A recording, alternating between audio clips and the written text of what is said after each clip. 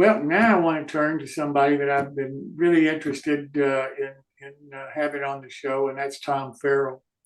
Tom is building, as you know, John Allen's masterpiece engine house, and this is going to turn out to be one I think is going to be one of Tom's masterpieces. So, Tom, welcome, and thank you so much for doing this. Thank you for having me again. It's a pleasure to be on the show. Okay, this evening will be part two of which is going to be a three-part series. I just worked like a banshee on this, and it's just a lot to bite off in a week. But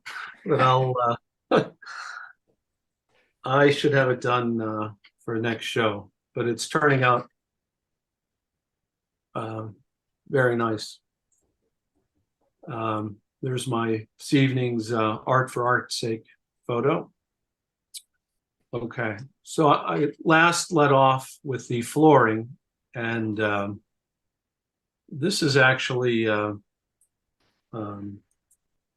Monster Model Works wood siding in S scale. I wanted a little finer board here than the O scale offering, and as we have discussed and other modelers have discussed, like Greg Cassidy, for example, this is just a really nice material. It's all laser etched all the way down to the wood grain. My original intentions were to pre-stain this and then glue it down. I cut it, glued it down with super glue, then I stained it. My concern was warpage if I stained it outside of gluing it down, but it worked out well. There's no warpage, and there's the overall look.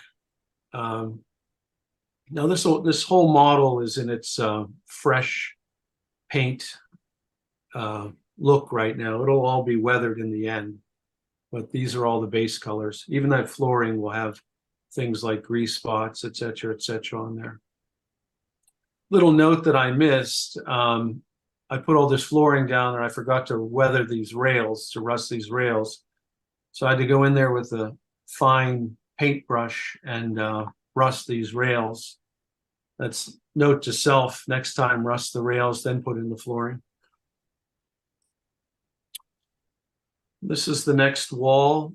This is the back side of the wall. These the difference between this wall and the other wall is this has a doorway in it.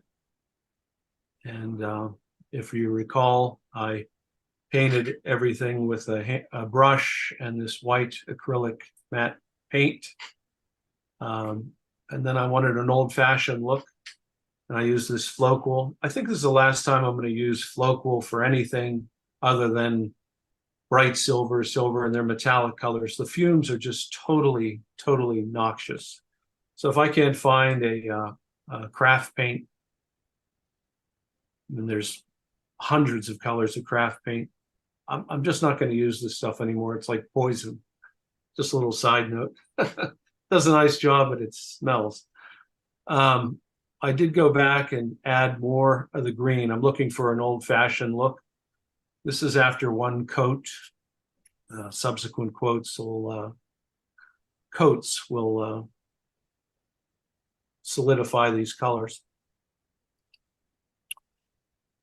I did a little more research on this weathering wash, the steel wool and white vinegar. I did an online search because my father said, he was 85, he said that this is a very old technique for staining wood. It's been around for, he believes, a couple hundred years.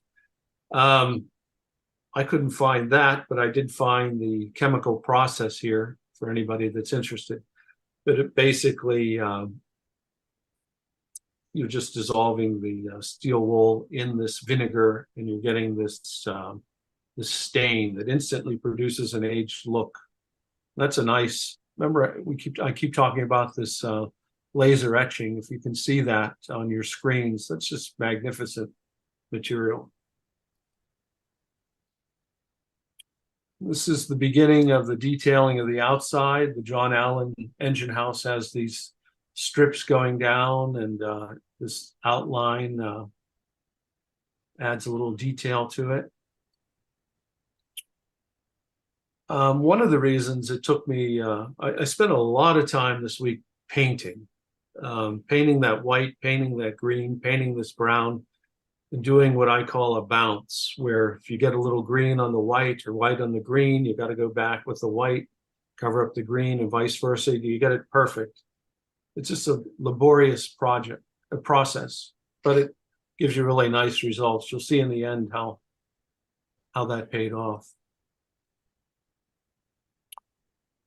The windows, on the other hand, they got painted very quickly. I been meaning to try out this Rust-Oleum camouflage colors. They have about a half a dozen colors available. They're all flat. This is a flat brown. I sprayed all the windows and doors with this Rust-Oleum flat paint. It is dead flat.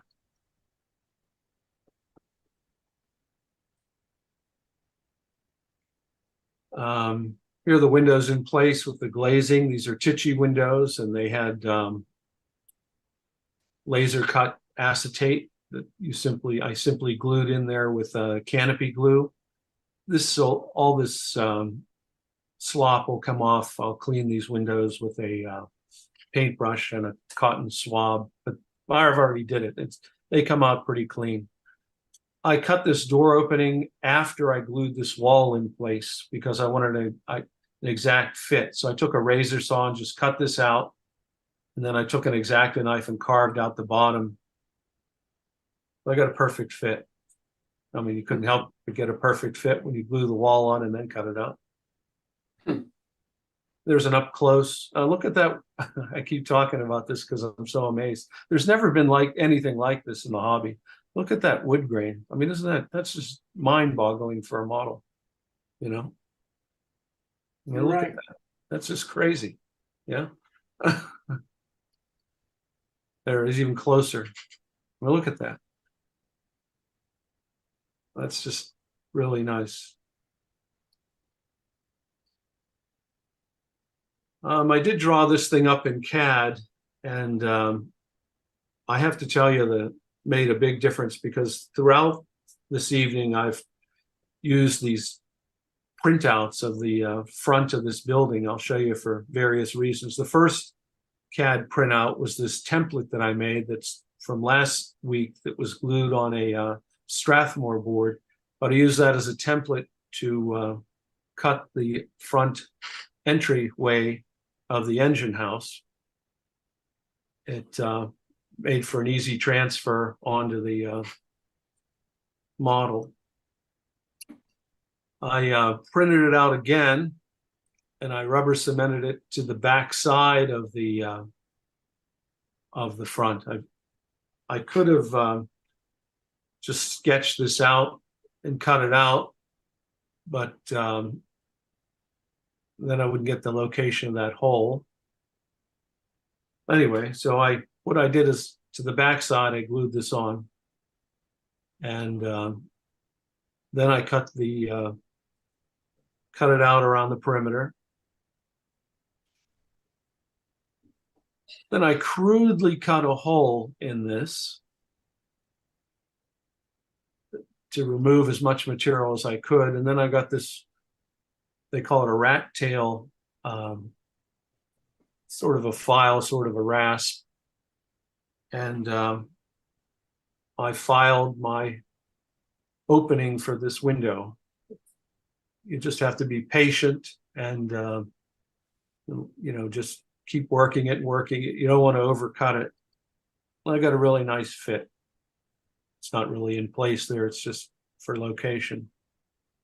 Again, there's my current favorite material on the planet. That wood grain. And then this is looking at the backside with the paper glued on. I've cut these out now.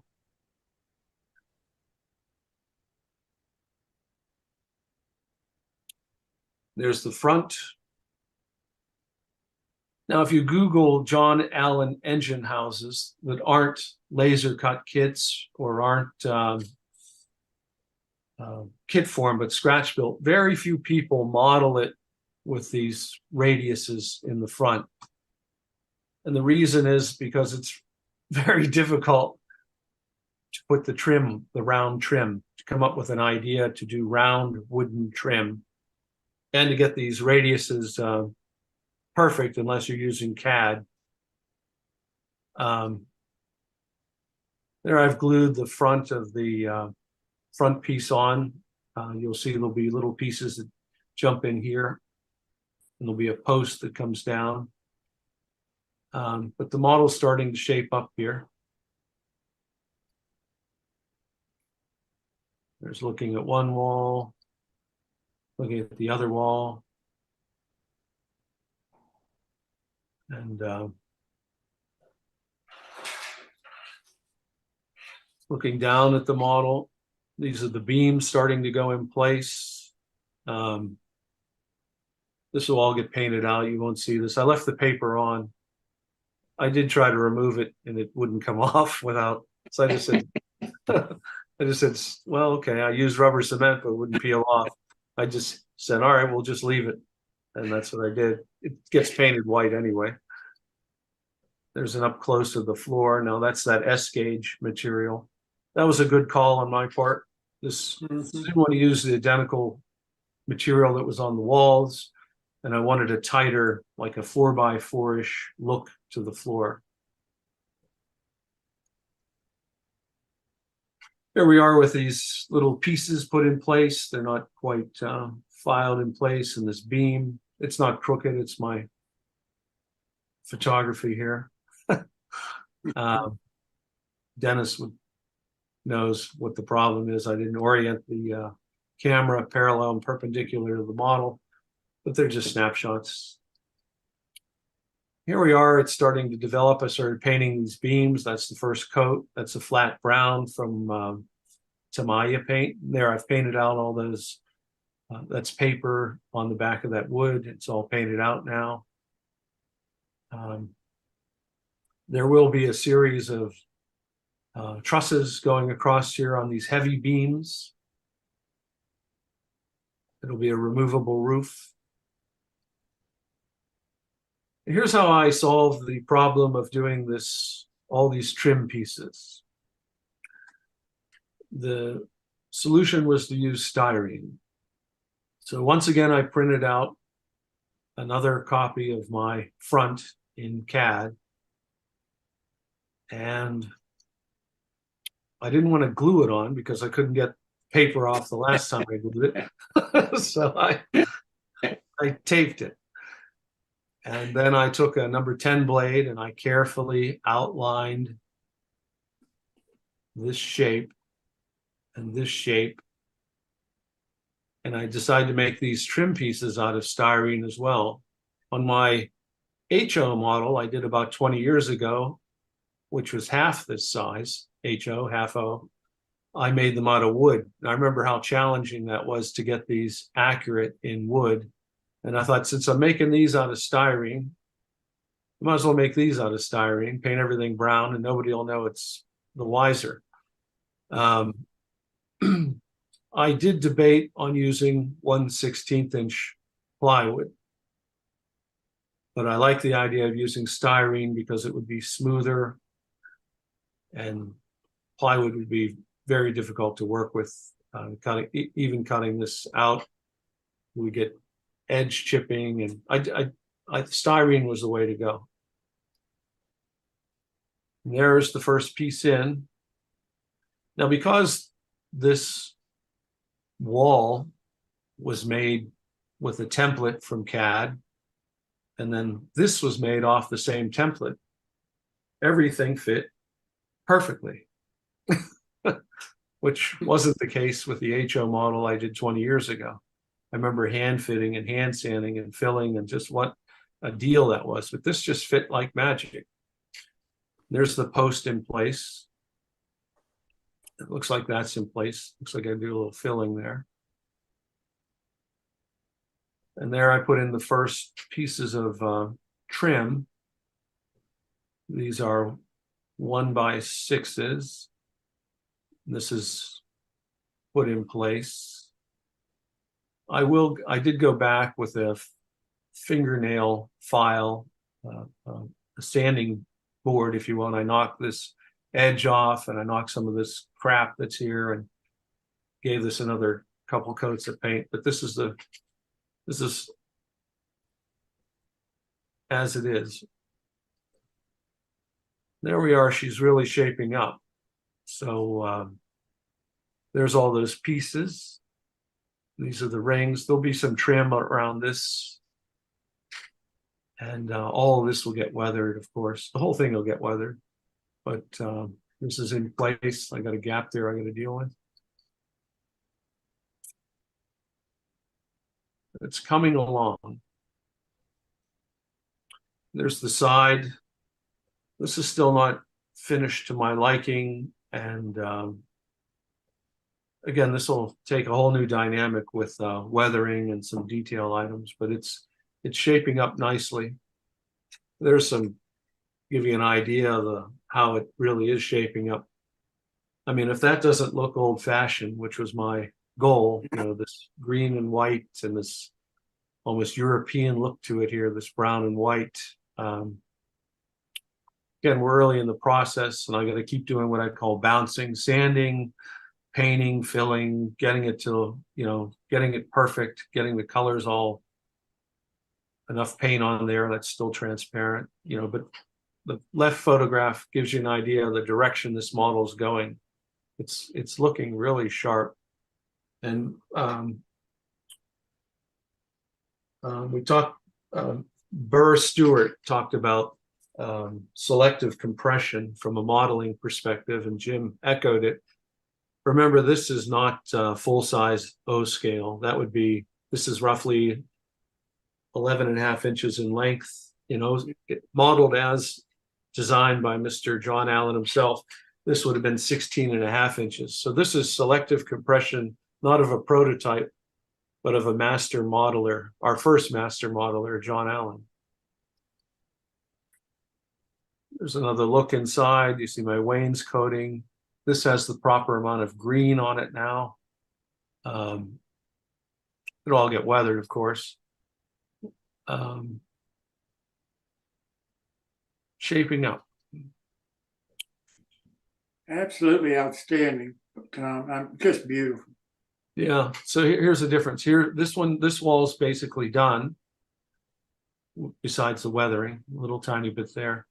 And this one's still in process. See the green transparent here.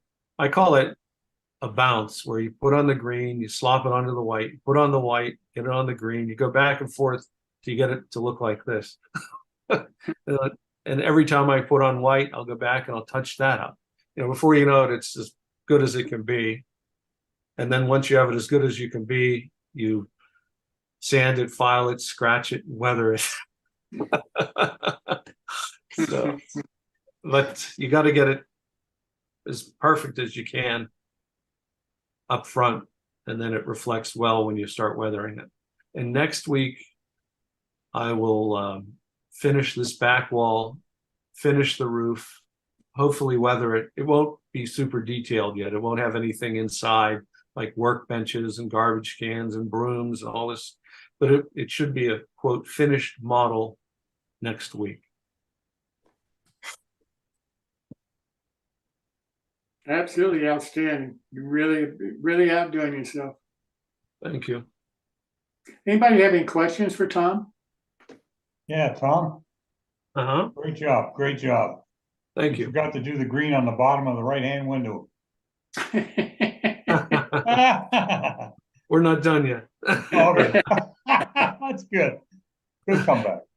Yeah, we're It I think looks I good. spent half my week going back and forth with that green. In fact, I dream in green and white now. Okay.